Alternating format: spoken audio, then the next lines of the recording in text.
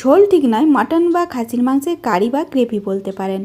ঠিক এইভাবে বানান, সাথে গরম গরম ধোঁয়া ওঠা ভাত আর একটু স্যালাড কেটে নেবেন, ব্যাস আর কিচ্ছু চাই না। কড়াইতেই তৈরি হবে নরম তুলতুলে সফট মটন। মাংস যদি এত সুন্দর সেদ্ধ হয়, আলুর তো কোনো কথাই হবে না।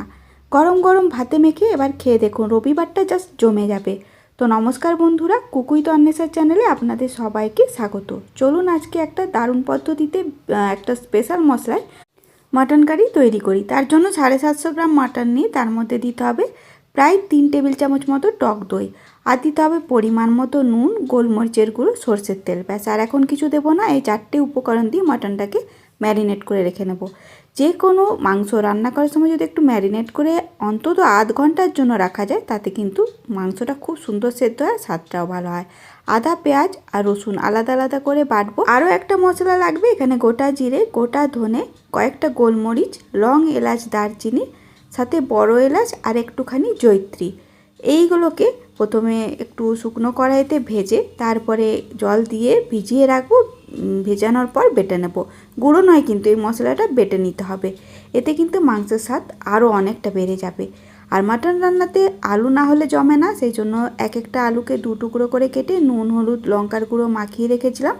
গরম তেলের মধ্যে দিয়ে আলুগুলোকে বেশ ভালো করে ভেজে নেব। আপনারাও কি আমার মতো খাসির মাংস আলু দিয়ে রান্না করতে ভালোবাসেন? এটা কিন্তু অনেকেরই খুব পছন্দ। খাসির মাংসতে আলু না দিলে ঠিক জমে না। আর আলুগুলো ঠিক এই রকম বড় বড় আর এই রকমভাবেই ভেজে নিতে হবে। সব আলু ভাজা হয়ে গেছে। বাকি তেলের মধ্যে গোটা গরম মশলা, শুকনো লঙ্কা, তেজপাতা, গোটা জিরে দিলাম। আর দিয়ে দিলাম এখানে বেশ অনেকটা কুচিয়ে রাখা পেঁয়াজ।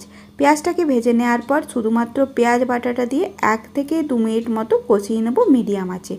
তারপর এর মধ্যে দিয়ে দেবো রসুন বাটা। আদা বাটাটা এখন দিলাম না। আর এখানে বলে দিই, রসুন বাটার পরিমাণ আদা বাটার থেকে কম থাকবে। রসুন বাটা কষিয়ে নেওয়ার পর ম্যারিনেট করে রাখা মাংসটা দিয়ে 5-6 মিনিট মতো মিডিয়াম আঁচে এটাকে কষাতে হবে। ওই কষানোর সময় এখানে দিয়ে দিতে হবে পরিমাণ মতো নুন, সাথে হলুদ গুঁড়ো 1 চামচ মতো, কাশ্মীরি লঙ্কার গুঁড়ো রঙের জন্য 1/2 চামচ মতো দিলাম। আর দিয়ে দেবো জিরে গুঁড়ো, ধনে গুঁড়ো এখানে 1.5 চামচ করে। মাংসটা ম্যারিনেট করার সময় এই গুঁড়ো মশলাগুলো ব্যবহার করিনি, তাই এখানে একটু বেশি করেই দিলাম। সাথে দিয়ে দেবো এখানে অল্প একটু চিনি। তারপর ভালো করে নাড়াচাড়া করে কষিয়ে নেবো। একদম লো আছে 2 থেকে 3 মিনিট মতো মশলার সাথে মাংসটাকে ভালো করে এভাবে ভেজে নিতে হবে। এখন এর মধ্যে জল দেওয়ার প্রয়োজন নেই।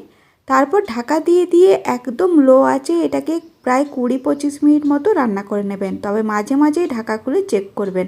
যদি দেখেন একদম শুকনো হয়ে যাচ্ছে, তখন অল্প অল্প গরম জলের মধ্যে দিতে পারেন। ঠিক এইভাবে কষিয়ে নেওয়ার পর এখানে আমি এবার দিয়ে দেবো আদা বাটাটা। আদা বাটাটা কিন্তু শেষে দিতে হবে। আদা বাটা মেশানোর পর আরও 2 থেকে 3 মিনিট মতো লো আঁচে কষাবো। মাংস যত ভালো করে কষাতে পারবেন, রান্নার স্বাদ তত ভালো হবে। দেখুন, মাংস থেকে পুরোপুরি তেল আলাদা হয়ে গেছে আর রঙটাও পাল্টে গেছে। ঠিক সেই সময় আমি এর মধ্যে দিয়ে দিলাম ভেজে রাখা আলু আর 2টো রসুন। গোটা রসুন দিতেও পারেন, আপনারা নাও দিতে পারেন। আলুগুলো যদি মাংসের সাথে এভাবে কষিয়ে নেওয়া হয়, আলুর মধ্যেও কিন্তু দুর্দান্ত একটা ফ্লেভার চলে আসে। একদম শুকনো শুকনো হয়ে যাচ্ছিলো, তাই অল্প জল দিয়ে আরও 2-3 মিনিট মতো নাড়াচাড়া করে নেবো, অবশ্যই ঢাকা দিয়ে। সব কিছু সুন্দরভাবে কষানো হয়ে গেছে। আপনারা চান তো এবার প্রেসার কুকারে দিয়ে 2টো সিটি দিয়ে সেদ্ধ করে নিন, বা আপনারা কড়াইয়ে রান্না করতে চাইলে দিয়ে দিন পরিমাণ মতো গরম জল। জলটা কিন্তু অবশ্যই গরম দেবেন। তারপর একদম লো আছে এটাকে প্রায় আরও 40 মিনিট মতো বসিয়ে রাখুন। প্রথমে 40 মিনিট সময় নিয়ে কষিয়েছিলাম, আরও 40 মিনিট রান্না করতে হবে। ততক্ষণ এই মশলাটা বেটে নিন। শিলনোড়াতে বা মিক্সিতে যেটা ইচ্ছে বাটুন, জল দিয়ে ভিজিয়ে রাখবেন, তাহলে খুব সহজেই বাটা হয়ে যাবে। মাংস, আলু পুরোপুরি সেদ্ধ হয়ে গেছে। বেটে রাখা মশলাটা এবার এর মধ্যে দিয়ে দেবো। মিশিয়ে নেওয়ার পর কয়েকটা চেরা কাঁচা লঙ্কা দিয়ে দেবো। কাঁচা লঙ্কাটা যদি একদম শেষে দেন, এর মধ্যে কিন্তু দুর্দান্ত একটা ফ্লেভার চলে আসে। তার সাথে দিয়ে দিলাম ধনেপাতা কুচি। ভালো করে মিশিয়ে নিয়ে এটাকে 10 মিনিট মতো স্ট্যান্ডিং টাইমে রাখবো। তারপর গরম গরম ভাতের পাতে পরিবেশন করব। এই রবিবার মাটন বানালে ঠিক এইভাবেই রান্না করুন। আর রেসিপি ভালো লাগলে লাইক শেয়ার করবেন, সাথে চ্যানেলটাকে প্লিজ সাবস্ক্রাইব করে নেবেন।